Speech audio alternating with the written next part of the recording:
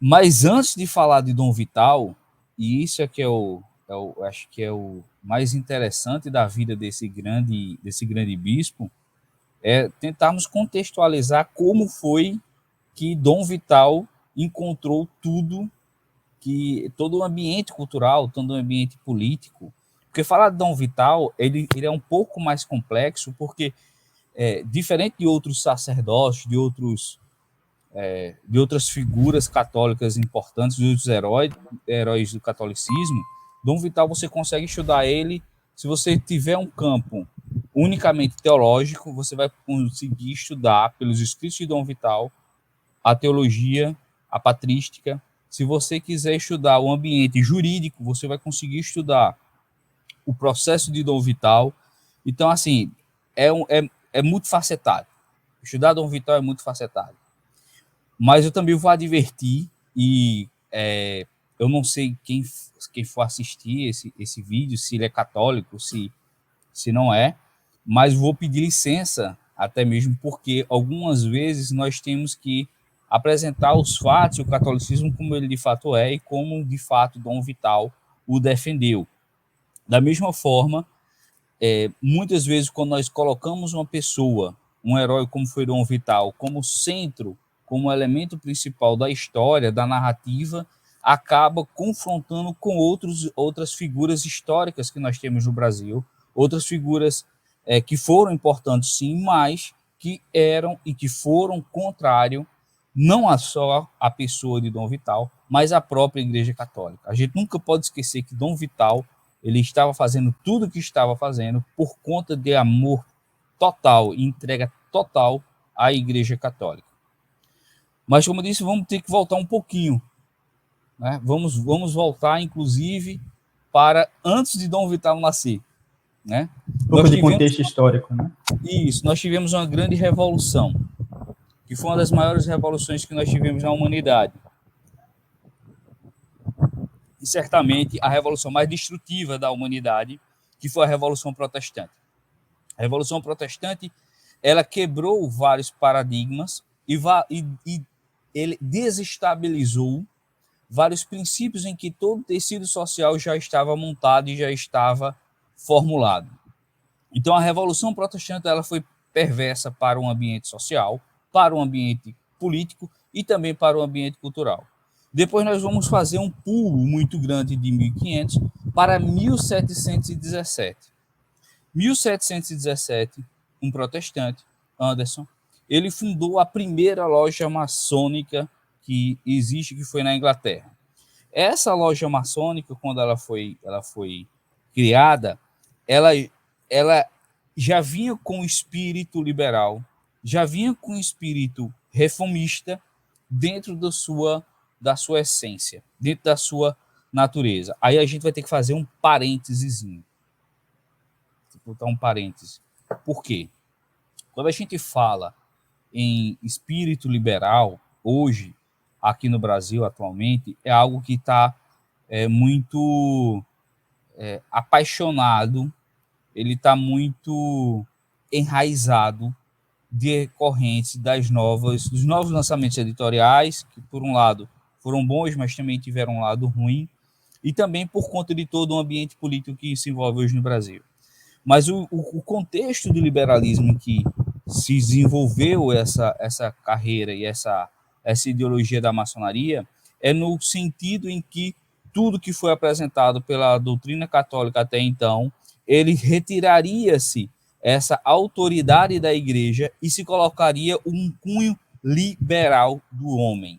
Ou seja, nós estávamos tirando, né, o contexto do liberalismo, ele retira o conteúdo de uma obediência, de uma necessidade de controle determinado e estabelecido pela Igreja Católica para uma figura antropocêntrica, vamos dizer assim, uma figura do homem. Então, o homem deveria ter a total liberdade. E 1917, logo quando foi lançada, e é claro que quando ela foi lançada, ela não foi lançada aos olhos vistos para apresentar os seus principais propósitos, as suas principais finalidades. Então, a loja maçônica, quando ela foi lançada, ela foi lançada como uma loja humanitária, uma loja fraterna, uma loja em que a filantropia seria o seu principal carro-chefe. Acontece que logo depois, o primeiro Papa, salvo engano, Gregório, em 1733, já lançou um documento proibindo a participação de católicos junto à maçonaria. Aí nós temos que entender o seguinte, veja, quando a igreja católica, lança um documento e reafirma um documento proibindo você de participar de determinadas sociedades, participar de determinados movimentos políticos, de determinadas ideologias, não é, Matheus, não é por conta de ordem econômica, não é porque você vai arrumar confusão com o seu amigo que é político, não é porque você vai desestabilizar o Estado, não é porque você vai ter um aumento no preço dos produtos, não. Quando a Igreja Católica lança um documento dizendo, olha, você não pode participar da maçonaria, você não pode participar de políticas socialistas, de marxismo, é porque a igreja vê o fim último do homem, que é exatamente a proteção da sua alma, a vinculação, o destino daquela alma para Deus. Então, quando a Igreja Católica determina isso, não é porque ele quer que você arrume confusão dentro de casa com seu tio, que é maçom, que é o cara mais bacana que você tem. Não. É porque aquela pessoa está em erro, pode levar outras pessoas ao erro, e o principal da Igreja Católica é salvar as almas. Então, quando se lança um documento nesse sentido, é para proteger unicamente a sua alma. Certo?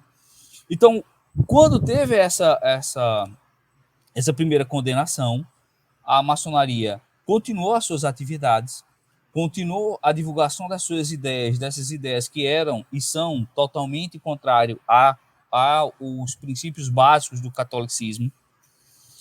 E logo depois se desencadeou uma segunda revolução. Nós tivemos a primeira, que foi a Revolução Protestante, e nós tivemos uma outra segunda revolução, que é alimentada pelo espírito liberal do protestantismo, mais alinhada às ideias iluministas criadas pela maçonaria, fomentadas pela maçonaria, que foi a Revolução de 1789, com a Revolução Francesa.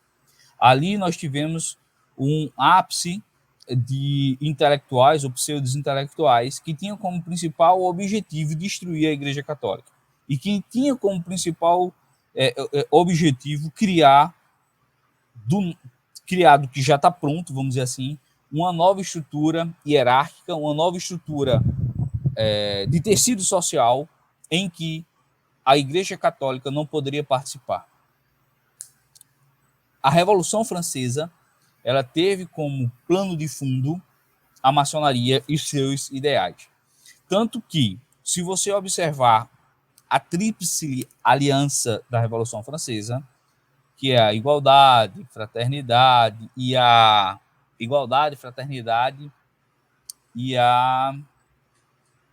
Liberté. Isso, e a liberdade, ela vai de encontro aos princípios, não, às virtudes teologais que nós temos: fé, caridade, esperança.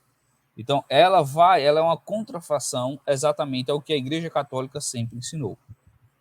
Certo? Estamos na Revolução Francesa, e essa Revolução Francesa, ela desencadeou também, aqui em 1789, várias produções literárias com esses ideais que são anticatólicos, que são condenados pela Igreja Católica até hoje, e que eram condenados naquela época também pelos papas. Todos os papas, quando tinham a oportunidade, falavam sobre o perigo da vinculação à maçonaria. E essas ideias liberais vieram para o Brasil. Chegamos no Brasil. E essas ideias liberais, elas contaminaram o ambiente cultural do Brasil. Veja, nós estamos falando aí século XIX,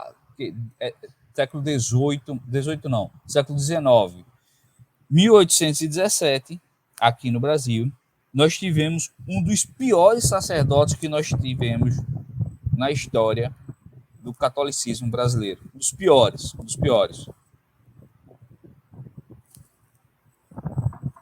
que foi o Frei Caneca. Frei Caneca, que ele é exaltado em muitos locais, ele foi um dos piores católicos e um dos piores sacerdotes para o catolicismo nacional. E não vou dizer nem nacional, que católico ruim, afeta toda a estrutura da igreja. E por que o Frei Caneca ele era tão ruim? Porque quais eram as ideias dela que confrontavam tanto com o catolicismo da época? Tudo que você imaginar hoje, em que São Pio X fala sobre o modernismo, Frei Caneca já defendia. Dos ideais da teologia da libertação, Frei Caneca já defendia. Então, Frei Caneca, por exemplo, ele era contra o celibato. Frei Caneca, ele não acreditava na transubstanciação. Frei Caneca, ele achava um absurdo a missa ser rezada em latim, coisa bem interessante, né? Porque nós estamos falando de 1817 e em 65 nós tivemos uma mudança muito próximo a isso. Frei Caneca, ele achava um absurdo a cátedra petrina, porque como era que um homem que estava em Roma, tão longe, poderia governar alguém que estava no Brasil sem ter nem um contato, né? Sem ter nada. Então, o espírito materialista do Frei Caneca estava já embutido nessas suas ideias. E aqui... Teria sido ele que trouxe as ideias para o Brasil, ou o ambiente... Já tinha um ambiente... Quando ele aparece, o ambiente já está... O ambiente já estava infestado, porque na época, logo após a Revolução Francesa, tem um padre muito conhecido em Portugal, eu salvo engano, é um bispo, quem estuda lógica é Antônio Verney, é um padre muito conhecido, ele foi também engenheiro, então, assim, pela a questão técnica da engenharia, ele era muito conhecido, mas era um padre iluminista, era um sacerdote iluminista. Então, veja, vários pontos que ele acreditava nesse formato de catolicismo dele era contrário ao catolicismo real, que é o catolicismo salvífico. Mas, Jefferson, o que é que o Antônio Verney tem a ver com isso? O Antônio Verney criou um catecismo que confrontava com o catecismo de Trento. E essa informação é importante. Essa informação é extremamente importante, tem que se guardar ela. Porque ele dizia vários pontos que o catecismo estava desatualizado, que o catecismo já não atendia à humanidade, que o catecismo criava mais confusão entre os protestantes do que tentava um auxílio real para um ambiente social. Então, veja, esse tipo de pensamento ingressou nos nossos seminários. O seminário, infelizmente, de Recife e Olinda sempre foi um seminário para a estrutura da Igreja Católica complicado. Ele sempre teve ideias extremamente liberais. Aqui foi o ponto de revolução, tanto da Revolução dos Padres, que é a Revolução de 17, como outras revoluções. E não se tem um ambiente revolucionário pronto de execução sem você ter um ambiente, primeiro, convertido culturalmente e religiosamente. Tá? Então, nós tínhamos isso. Então, o Frei Caneca, ele, além de ter esses escritos, de ter essa posição, ele apenas fomentou isso. E nós, depois de 1817, já com todas essas questões desses ambientes, dessa situação política, cultural, que estava fomentado o tecido do Brasil, nasce em 1844 o Antônio Júnior. Antônio Júnior, ele é filho do Antônio Gonçalves e da dona Antônia. O Antônio Júnior seria futuramente o nosso querido Dom Vital.